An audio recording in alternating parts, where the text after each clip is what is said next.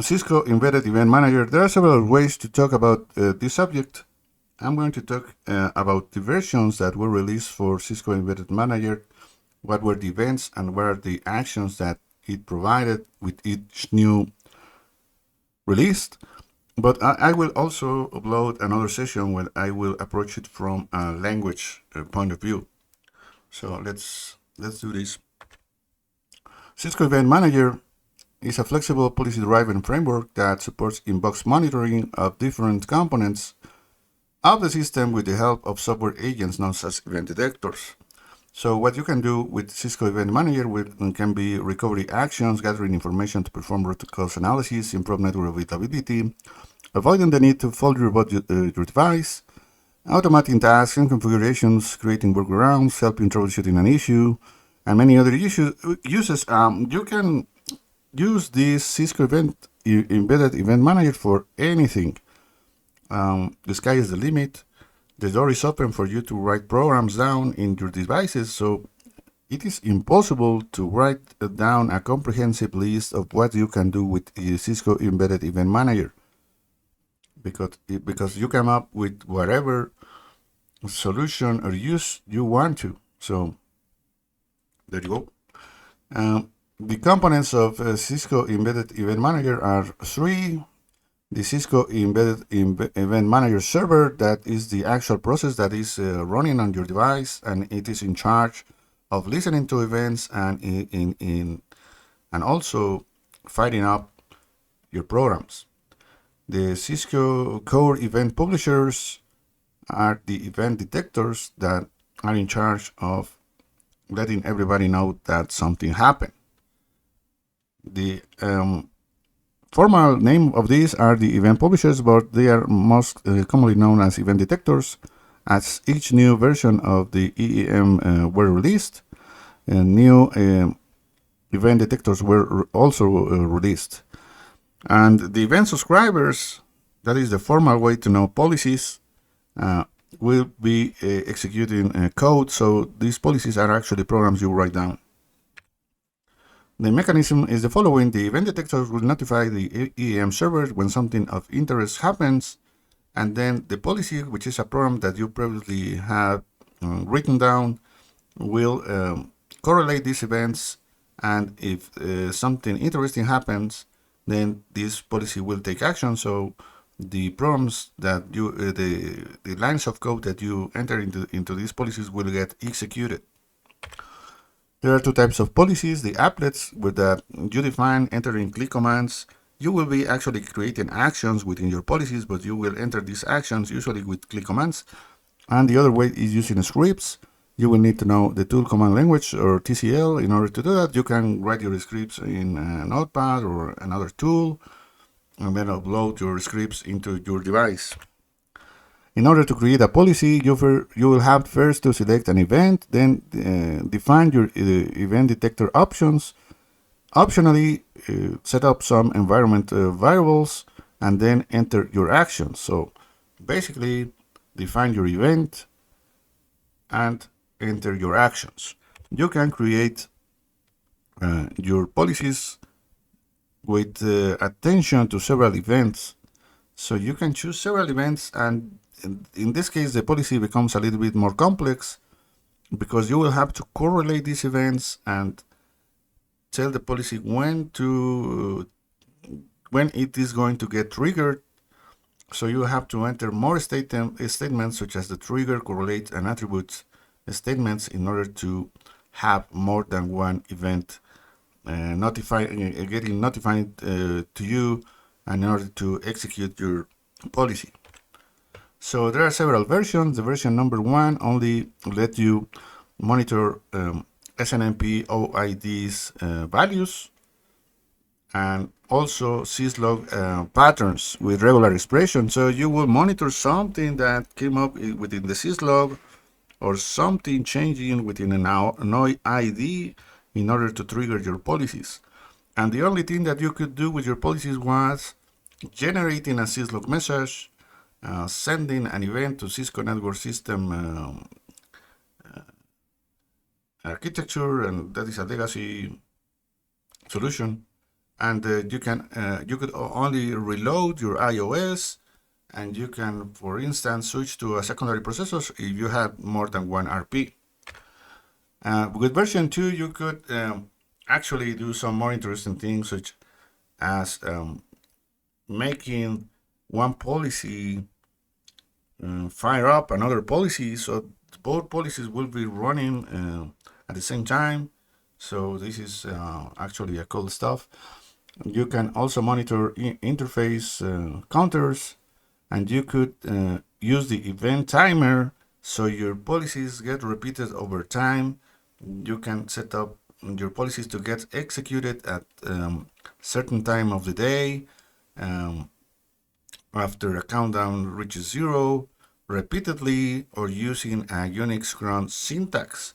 So in this case, your policies are getting executed on a time basis.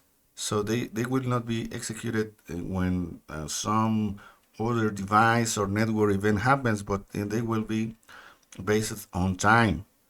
You could also use the watchdog system monitor to monitor CPU or memory utilization. And you could generate Cisco, you could generate SNMP drops with this version. Version 2.1 allowed you to monitor the CLI. So if someone is typing something in the CLI, you will get notified. There are several ways to do this. You can get notified before the command is actually executed, and you can decide whether to execute it or not. For instance, there is the known event. This is cool because the known event is available for you, so you can execute your policies manually with the command event manager run. So these policies are not waiting for something to happen or for some timer to elapse. They are waiting for you to actually go into the device and execute your policy. This can help you to automate some boring repeated chores within your device, so you will create an script policies to do that. And with this version, you can also monitor online insertion and removal events, such as when someone removes a card from your device, or when someone inserts a card into your device. With this version, you could also actually execute any click command. You can execute conft, execute configure commands, and so on. So your EEM user should be available to perform this or have the enough privilege to execute these commands. If you're using AAA, you will have to make sure that your EEM user has the appropriate authorization from your AAA server. And you can also send emails with this version, and you can actually, with the known event, you can call another policy within your policy, so you can nest policy execution. So you can be executing policy A, and then call policy B, and then policy B will call policy C, and so on. So this will be working like a function if you have worked with programming. With version 2.1 was aimed only at software modularity iOS image. It featured the generic online diagnostic or gold feature events. These are only available on a small set of Cisco devices. With version 2.2, you could track objects in order to fire up your policies. And remember that tracking objects were invented for first hop redundancy protocols, but you can, with this version, you can also track these objects for firing up your policies. These are known as stop objects. You can read your stop objects, or you can modify your stop objects.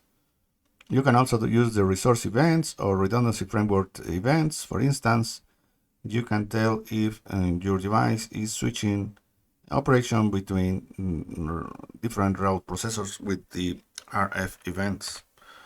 2.3 only released some more features for gold devices. And version 2.4 will provide you with SNMP notifications, such as when an SNMP drop or SNMP inform message arrives into the router, you will get notified. Another cool event is the remote procedure call. With the remote procedure call, and you can actually invoke EEM policies from outside devices. So these devices will connect to your device using secure shell, and then will inject SOAP commands in order to trigger policies within your device.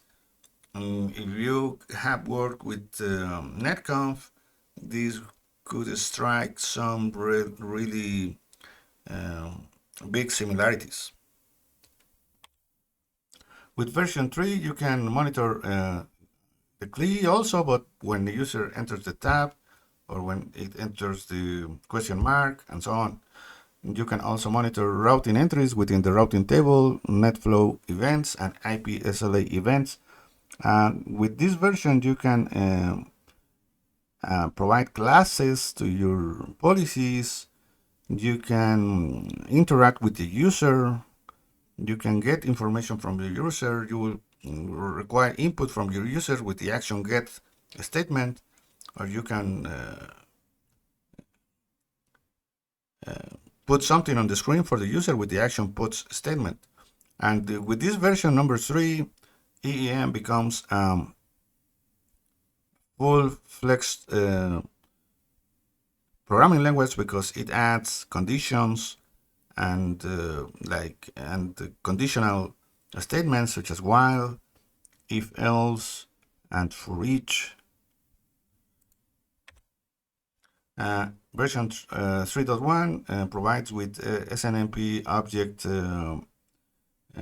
notification events such as intercepting outgoing SNMP drops and outgoing SNMP informs. And you can use the facility number for your syslog messages, and you can create a description for your policies. Version 3.2 provided a way to discover neighbors using LLDP, CDP, when a neighbor gets discovered, when a neighbor goes away. You can also get notified when a new MAC address gets learned. Version number 4 will let you get notified when something changes in the IPv6 routing table, or for instance, when someone authenticates using .1x or map into an interface. You can have environment variables that are a lot. These are operating system-wide environment variables that you can read using EEM, or there are specific EEM variables that are available for your programs depending on what event you are subscribed to. All of them are read-only, with the exception of the exit status environment variable, which is read-write. With the exit status, you can set it to 1 or 0 in order to notify everybody else how your program ended. That's it.